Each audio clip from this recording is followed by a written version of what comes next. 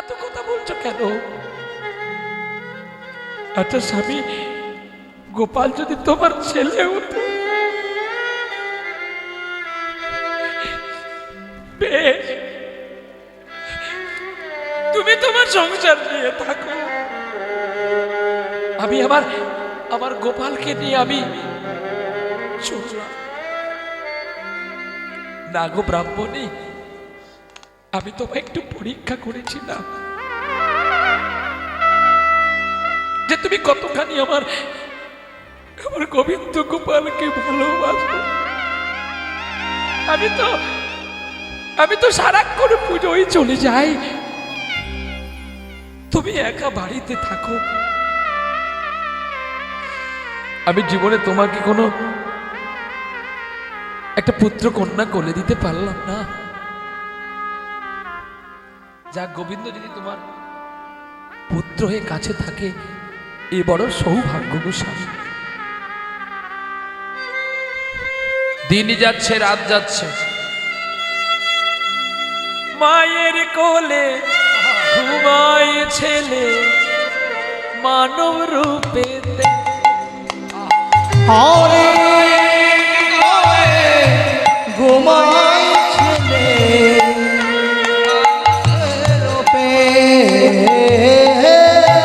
মায়ের কোলে ঘুমায় ছেলে মানব রূপেতে। মায়ের কোলে ঘুমায় ছেলে মানব রূপে।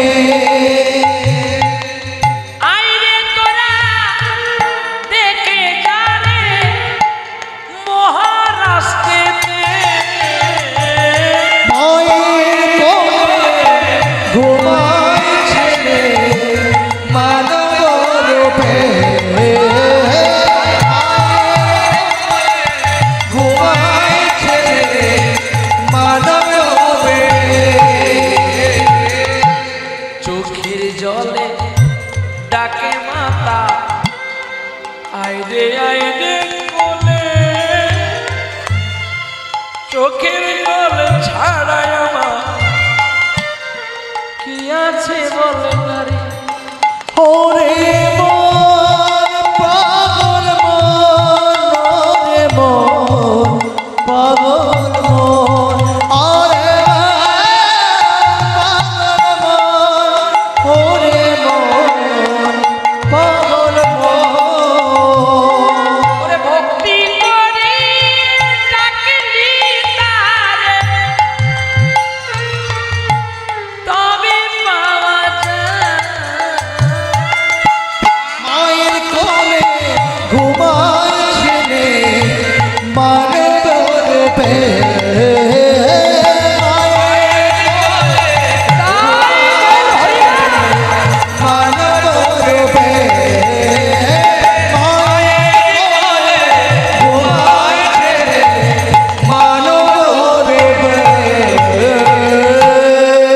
বাবা কাঁদে, মা কাঁদে, কাঁদে রে গোপাল। বাবা মা শুয়ে আছে, মাঝখানে গোপাল শুয়েছে। এতই দরিদ্র পরিবার, একটা মাদুর ছিল না পেতে গোপালকে ঘুম পাড়াবে। এমনি বিচুলি গুলো পেতেছে, আর বিচুলির ওপরে বাবা মা শুয়েছে, গোপালকে কোলে দিয়েছে মা। কে যেন বলছে তুই কিছু চা। ব্রাহ্মণ আর ব্রাহ্মণী বলছে চাইলে যে কম পাবো। কেন চাইবো প্রভু তোমায়, আমার যেটা চাওয়ার আমি তো পেয়ে গেছি। তুমি যদি আমার সব হও, আর কেন আমি তোমাকে চাইতে যাব? গোপাল রাজবাড়িতে যায় না, বড় মন্দির তিনি ভালোবাসেন না। এই যে এত বড় মন্দির করেছে ইস্কন সাহেব, এই মন্দিরে ভগবান থাকবে, থাকবে যদি প্রেম আর ভক্তি থাকে, তা নাহলে থাকবেন না।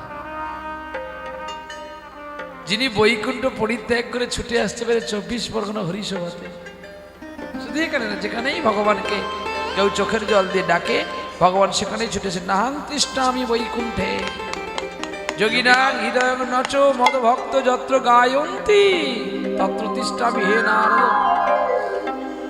নারদ, আমি যে বৈকুণ্ঠে থাকি না সেটা বলছি না, আমি বৈকুণ্ঠে থাকি, কিন্তু কখনো কখনো যখন আমার ভক্ত আমাকে রাকুল সুরে কাঁদে আর ডাকে, আমি তখন ওই বৈকুণ্ঠ তৎক্ষণাৎ পরিত্যাগ করে আমি ছুটে যাই সেই ভক্তের কাছে বসে তার মুখ থেকে আমার গুণকথা শোনার জন্য। যিনি কীর্তিত্বময়, যার কথা শুনলে আপনাদের পাপ দূরে যাবে, তারই কথা শোনানো কীর্তনিয়ার কর্তব্য নাকি বাবা? আর বাবা মার কোনোদিন দোষ ধরবেন না, বাবা মার কোনোদিন বিচার করবে যাবেন না, তাহলে কিন্তু আপনার ঠকবেন। একদিন এমন শিক্ষা পাবেন যে তলায় আপনার মাটি থাকবে না, মহাসমুদ্রের তখনই আপনাকে ডুবে মরতে হবে। বাবা মা আসল ভগবান, তাদের সেবা করলে আপনারা সকল দেবতাকে পাবেন। দেখতে প্রতিদিন খেতে দেয় কিন্তু খায় না, মাটির গোপাল খায় না গো। এইবারে ধরেছে সদানন্দের শ্রী গোপাল রে, আজ যদি তুই না খা তাহলে রে এই মুখ আমি তোকে না খাবো না। হরিবল হরিবল নিগাই গৌর হরিবল। ব্রাহ্মণী রান্না করে মাটির গোপালকে কোলে করেছে, আর কোলে করে ডাল অন্ন মাখিয়ে বলছে, আইরে আমার খোকা গো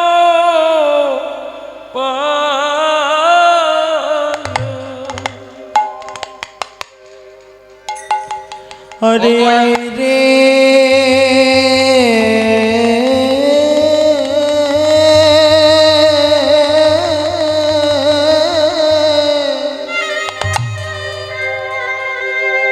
আমার খোকা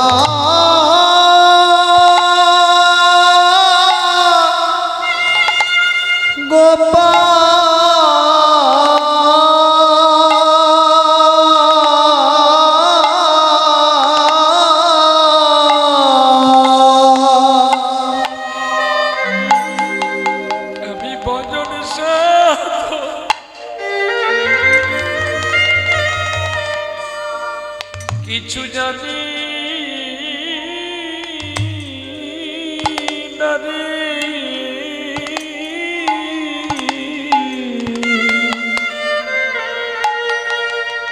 হরে রে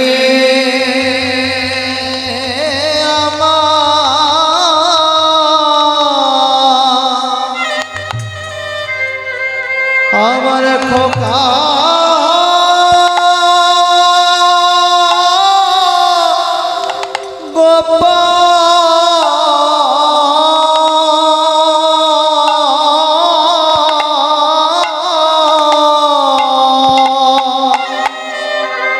আয়না রে আমার গোপাল,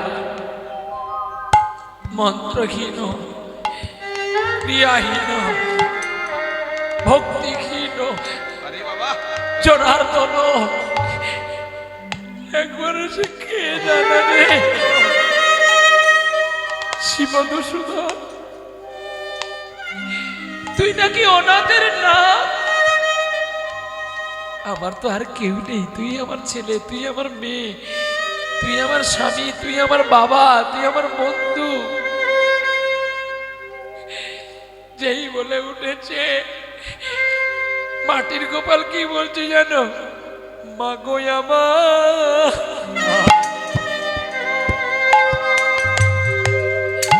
আমায় খেতে দে।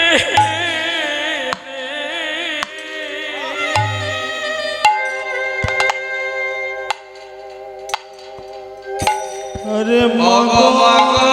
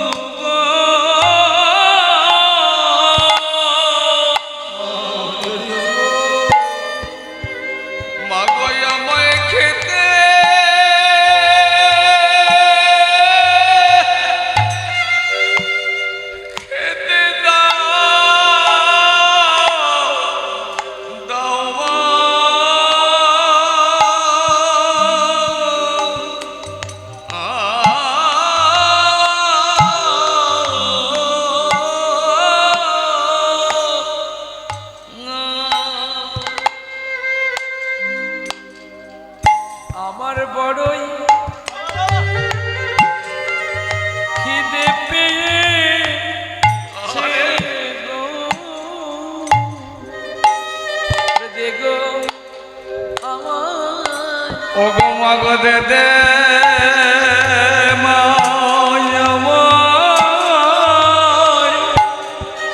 আমায় খেতে খেতে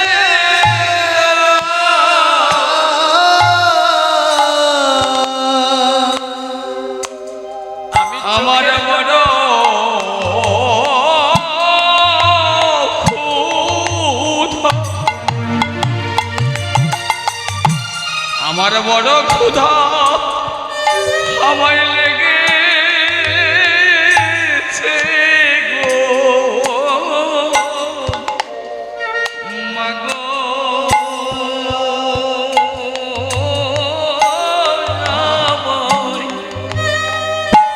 আমায় খেতে দাও মা। আমার যে জন চোখের ডাকে, চোখের জলে ডাকে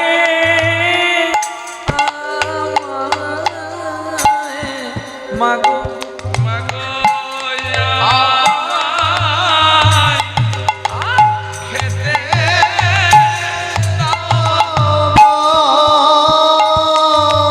আমি সকল কাজ ফেলে ছুটে আসি মাগো। মাগো আমায় খেতে দাও মা। আমি ভক্তের চোখের জলকেই বড় বড় বড় ভালোবাসি ও গো মাগো আমায় খেতে ভক্তই আমার, ভক্তই আমার হয় হয়ু দাসী মাগো আমার আমার খেতে দাও। আমার বড় ক্ষুধা আমায় লেগেছে গো ও গো মাগো আমায় খেতে দাও। আমার ক্ষুধা আমার জ্বালায় আমায় উদর জলে মাগো আমায় খেতে আমার ক্ষুধার জ্বালায় আমার উদর জলে মাগো আমায় খেতে ওগো আমার জননী গো মাগো আমায় খেতে আমি খাওয়ার জন্য তোমার কাছে আসি মাগো মাগো আমার খেতে আমি যুগে যুগে হই অভিলাষী মাগো আমার ওরে প্রেম শ্রদ্ধা ভালোবাসি মাগো ওরে জয় রাধে শ্রী রাধে বলে মাগো আমার খেতে দাও।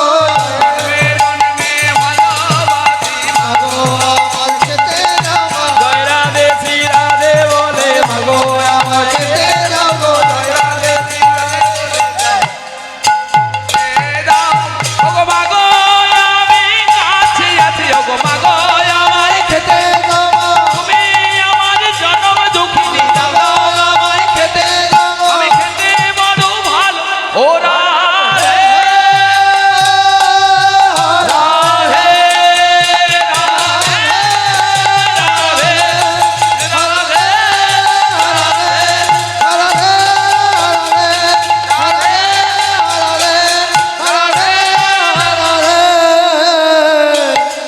ওগো মাগো আমায় খেতে দাও।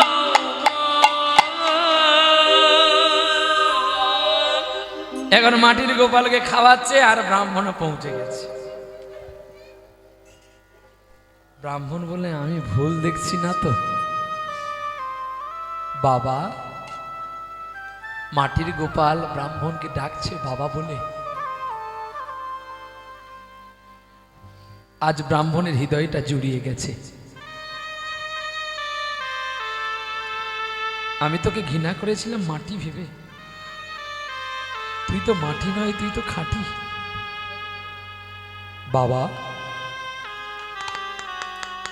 তুমি আর জন্মে ছিলে আমার বন্ধু,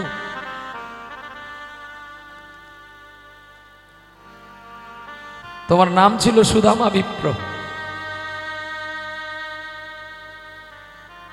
তার আগের জন্মে তুমি ছিলে আমার ভাই।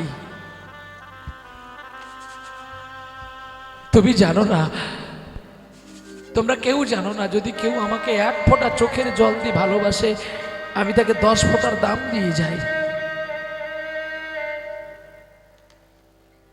আমার কাছে সকলে ঋণী করে, কিন্তু আমি কারোর কাছে ঋণে থাকি না। এটাই তো সত্য। আমরা প্রত্যেকে ভগবানের কাছে ঋণে আছি কিনা একটু খুঁজে দেখুন। এই দুটো হাত তার কাছ থেকে চেয়েছি, এই দুটি কর্ণ তার কাছ থেকে চেয়েছি, এই দুটি নাক তার কাছ থেকেই চেয়েছি, এই দুটি নয়ন তিনার কাছ থেকে চেয়েছি, এই মুখ তিনার কাছ থেকে চেয়েছি।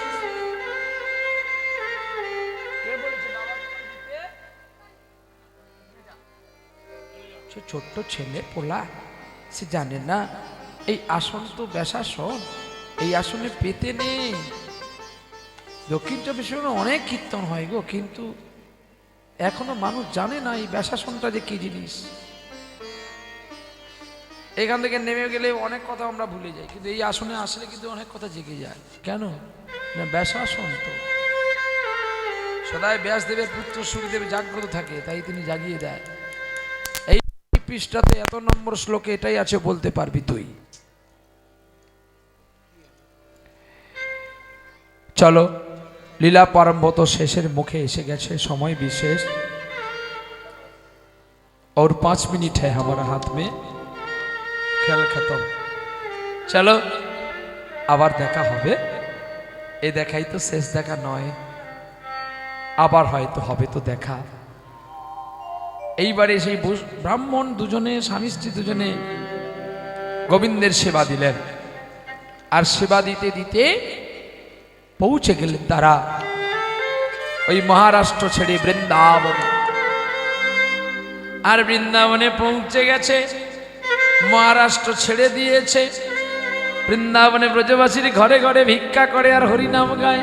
মুষ্টি ভিক্ষা দাও গো আমায়, আমার প্রভুর সেবার তারে। আমায় মুষ্টি ভিক্ষা দাও গো মরে, প্রভুর সেবা আমার করে। আমায় মুষ্টি ভিক্ষা দাও গো সবাই, প্রভুর সেবার তরে।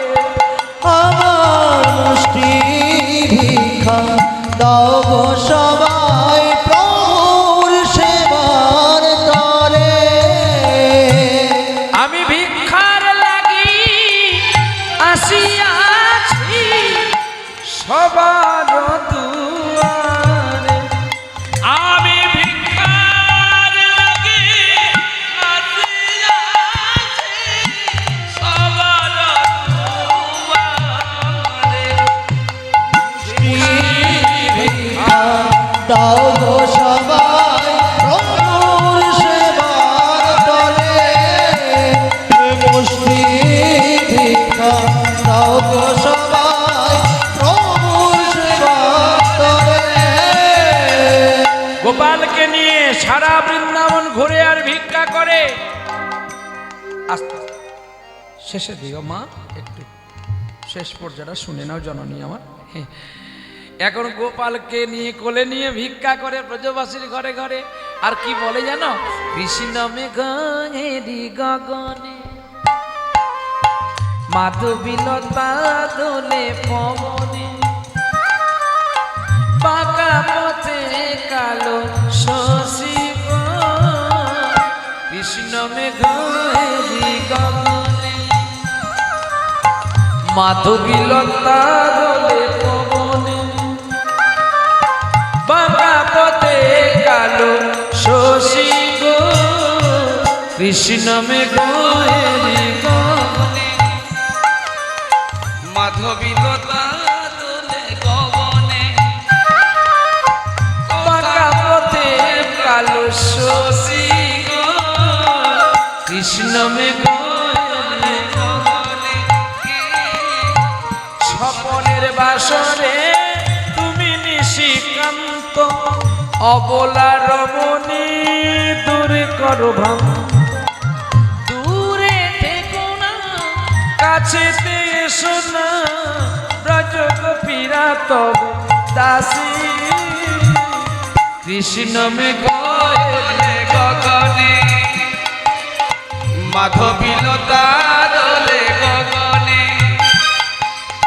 বাঁকা পথে কালো শশী গো কৃষ্ণ মেঘেরি গগনে কৃষ্ণ মেঘেরি গগনে কৃষ্ণ মেঘেরি গগনে ভিক্ষা করতে করতে নিধুবনের কাছে ব্রাহ্মণ আর ব্রাহ্মণী দেহ পরিত্যাগ করে নিলেন।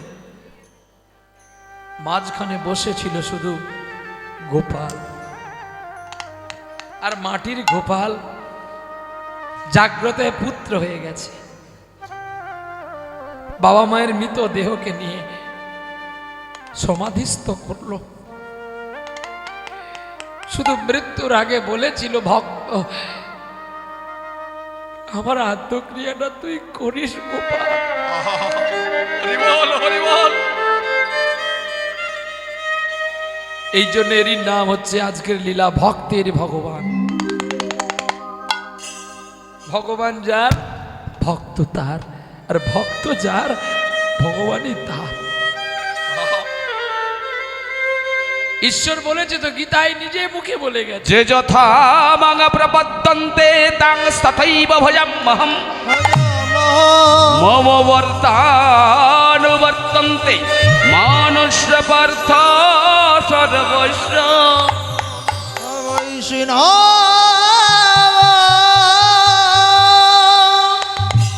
যে আমাকে যেমন করে ভালোবাসে আরে আমি তার কাছে তেমনি করেই ছুটে যাই। আরে কেহ আমায় পুত্র বলে ডাকে, ডাকে কেহ আমায় সখা বলে ডাকে, ডাকে কেহ আমায় পতি বলে ডাকে, ডাকে কেহ যদি আমায় চরণের দাস বলে মানে, তার কাছে আমি তেমনি হয়ে যাই গো। বৃহৎ প্রভাস খণ্ড কিংবা কৃষ্ণ সারা বলিতে কৃষ্ণ নিজেই কেঁদেছিল যোগেশ্বরী যোগমায়ার কাছে। যোগমায়া রাধারানীর জন্য কৃষ্ণকে আনতে গিয়েছিলেন বৃন্দাবন থেকে দ্বারকা। আপনারা শুনেছেন কিনা এই কাহিনী জানি না। রাধারানী রানী একটি যজ্ঞ করেছিল বৃন্দাবনের মাঠে, যে যজ্ঞটির নাম হতে মধু যজ্ঞ। শ্রীমতী রাধারানী কৃষ্ণকে আনবার জন্য যজ্ঞটি করেছিল মধু যজ্ঞ।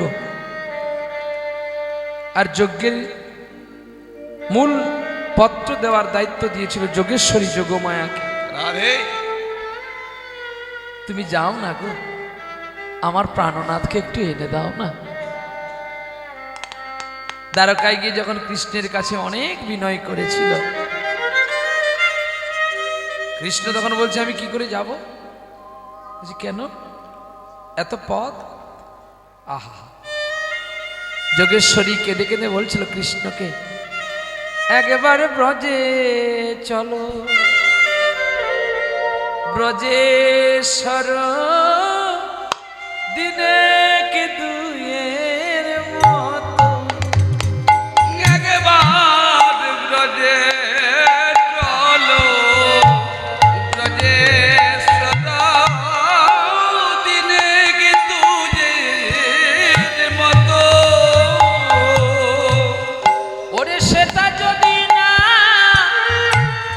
ভালো লাগে